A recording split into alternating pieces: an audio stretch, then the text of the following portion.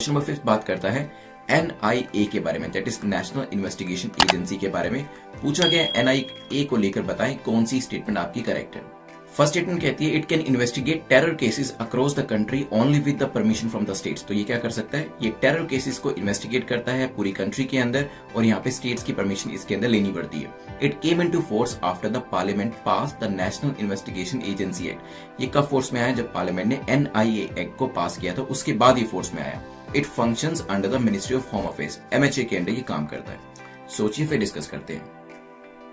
चलिए, अभी recently national investigation agency जिसे एनआईए कहा जाता है, इसने अभी सर्चेस करी है 7 लोकेशन के अंदर केरला के अंदर, जिसमें थिसूर एंड कोझिकोड डिस्ट्रिक्ट जो है ये शामिल है, in connection with fugitive accused of belonging to the proscribe terrorist organization Jund al Aqsa believe to be based in Syria. तो ये जो पर्टिकुलर ऑर्गेनाइजेशन है, सीरिया बेस्ड ऑर्गेनाइजेशन है। तो ये जो ऑर्गेनाइजेशन है और ये जो टेररिस्ट है, इसके कंसर्निंग केरला के अंदर इन रीजन के अंदर एनआईए जो था उसने अपनी सर्चेस कंडक्ट करी है।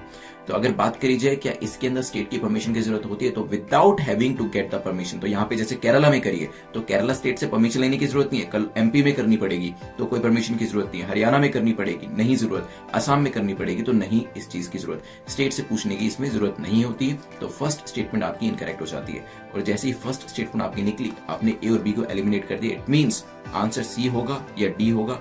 और थर्ड स्टेटमेंट तो ठीक होगी ही होगी, मतलब एमएचए जो है ये उसके अंडर में आता है, तो मिनिस्ट्री ऑफ होम अफेयर्स के अंडर में आता है। क्या सेकंड स्टेटमेंट सही है, देखते हैं।